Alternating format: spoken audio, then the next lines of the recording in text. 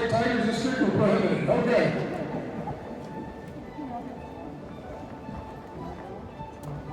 Rose and Ruby, are you ready, ladies? They've been warming up the bullpen. So here we go. We love audience participation. Everybody to the Louisville Mega Cavern. I'm Rose. And I'm Ruby. And we'll be pitching a ride with you today. Now, I was born and raised right here in Louisville, Kentucky. Rose, I think you mean Louisville. No, I mean Louisville. Do you mean Louisville? No, Ruby, I mean Louisville. And if you say it any other way, you're doing it wrong. Well, I'm not from Louisville, but I got here as quick as I could. Maybe you can help us all get it right.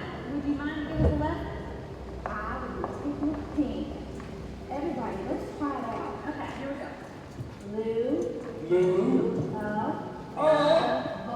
Bull.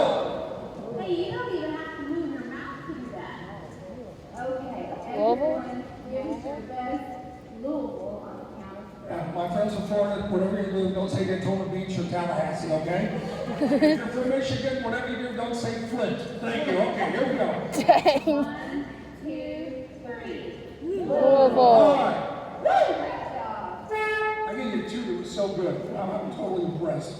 Okay, Rose, tell them the You lineup. are very lucky to have the best tour guide in the cavern today. Don, Very few people know more about the cavern than Don, ask any question and all Don. make up an answer. Well, I know what you're so wrong. You're not going to even know if I'm telling you the truth, but kind of almost to paraphrase the great actor Jack Nicholson, you can handle the truth. Now, the second thing you probably noticed is that we are underground. Really? That's because the first thing you probably noticed is that you are losing cell phone reception. The mortal words of the Godfather, forget about it. You'll also notice the lack of stalactites, stalagmites, and billionaire superhero headquarters. That's because the Louisville Mega Cavern is a man-made cavern, not a natural cave. Natural caves are created by Mother Nature, while the empty space we see here today was originally created by aliens who got really lost and refused to ask for directions. Oh, it's a flying saucer, kids. Yeah, right. No, it's an old miner's line. It's been hanging there for 60 years. It used to illuminate an area that's probably another 100, well, who knows, maybe 90 more feet further down from where we're at today. Now, if you look to your left, see that ladder over there, kids? You know what that is? That's a corporate ladder. Someday you'll be climbing that. Yeah, no doubt about it. During the tour, you'll notice a lot of these large rock pillars. Pillars! These were left behind by the aliens. The miners to support the ceiling above you. Pillars. There are 223 pillars in total, which is about 5 times the required number to safely support a cavern of this size. Hey, kids, can you pick a number between 92 and 94? Thank you. Well, look what's to your right. Number? Yeah. Okay, now Rose and Ruby will tell you why they're numbered. Anything worth doing is worth overdoing, right, Ruby? That's right, safety first. Each pillar has a number assigned to it. The lower the number, the older the pillar, meaning the area around pillar 1 was the first space cleared, and from there the miners worked their way farther and deeper into the earth. As we progress through the first stage of the tour, we'll be going deeper underground. We'll then return to the surface and view the first pillars in the oldest sections of the cavern. Currently, we're at a depth of 76 feet and we're crossing under the Louisville Zoo.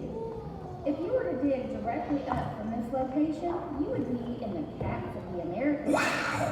What was that? Hey Rose, do you think the Cats of the Americas would like to have a little eat and greet? You know, Ruby, I think they would. So, if you have any misbehaving children or husbands with you today, you can let them off right here. Well, you've got a place to get let off. See the red little pathway? That goes to one of our zip line adventures called the zip line to, not heaven, but the other place. And then if you look at my light going up this little pathway, and I don't want to interfere with their zip line, but say there's more zip liners up there. So, we've been doing zip lines since 2011, and that's what we're going to concentrate on next, our zip line adventure. So, ladies, back to you. Now, we're at a depth of about 100 feet, and we are directly below the Louisville Zoo's gorilla forest. And if you look to the right, you may catch a glimpse of some moderately sized primates soaring through the air. Maybe. Our Mega Zips tour is the world's only fully underground ziplining adventure. If you want to get a really good look at the original depths of the cavern, this is the way to do it. Zipliners will step off the platform and soar above areas untouched or developed since the time the original miners last stepped foot there. The tour includes 6 zip lines, a fun dual racing zip, and 2 challenging suspension bridges. If you're looking for a rush of adrenaline and a unique location, you can't beat an experience on our Mega Zips tour. Unless one of the gorillas escapes, tunnels through, and starts chasing the tram. Ruby, that's only happened once. No, never happened. You know why? Gorillas don't have any mining cards. Everybody knows that. Now, if you come back for our underground Christmas light show, which is almost the same route as our tram, that's why this historic tram does not run from the end of October to February. See the light show tunnel over your right shoulder? You get to drive your car straight through that. But you also might get to spot zipliners in action at the same time. We started our zip line because Todd, one of the original 3 owners, he did a zip line tour through the jungles of Costa Rica, liked it so much and had a company install it. And by 2011, we were the only underground zip line in the world. Oh, that's You'll cool. also get to drive through that tunnel, the other light show tunnel that's red, white, blue. That's a tribute to our military. So you'll get to drive through that as well. Now, if I go another 100 feet straight on here, I'm going to run into 4 mountains of road salt, and we don't want to actually hit that because this hasn't been moved in about 30 years, so it's pretty hard rock road salt. But you see little divots in the road salt. Those are caused by walk rinse from animals or just water that drips from the ceiling. We actually recycle 50,000 gallons a day that come in here. And we have 3 ponds where we store the water. At the end of the tour, I'll talk a little bit more about water. Also a little bit more about Kentucky road salt. But for now, we're going to concentrate on the ceiling of limestone and how it's so strong. So here we go. Even with all those wildcats up above, this is still the safest place to be during any storm, hurricane, tornado, alien invasion, election season, or even earthquake. Oh, so no wonder. Above our heads is strong enough to support the weight of every but it can still hold strong. It's got 3 flat universities on top of us. So we're not really sure why you want to do that. Yeah, The including reason this is possible is due to the oceans that came and went over time, which left behind horizontal rock instead of vertical rock. Now, I'm a fan of both horizontal and vertical rock.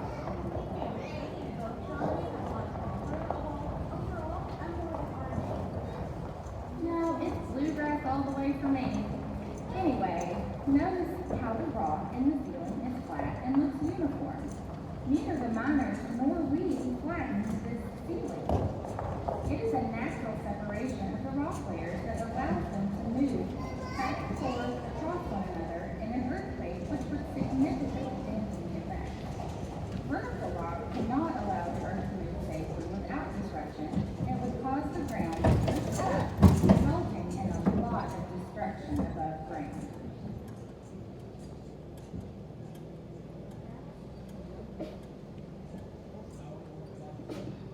Now, this limestone mine was actually run by a group out of Bloomington, Indiana. And the fellow that ran it, his name was Ralph Rogers. So if you think about it, we're actually driving through Mr. Rogers' neighborhood. So, yeah, sorry about that. I'm not wearing a cashmere sweater. No, never mind. I will tell you this. If you go 20 miles south of Bloomington, Indiana, you'll end up in a place called Bedford. Bedford is the limestone capital of the world. Indiana is very famous for its limestone. Now, we're going to move on here just mining techniques. First one's coming up here on your immediate right. Hey, Ruby, what you want to talk about next? I'm thinking limestone. Limestone? Yeah, limestone rocks. That's a rock solid pun there, Ruby.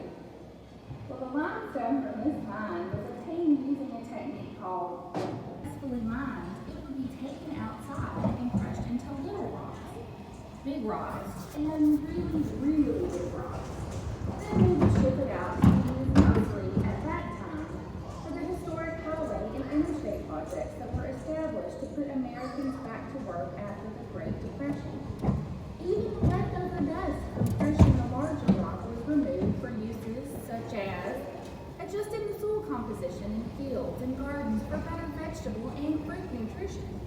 Which sounds like a fancy way to say farming.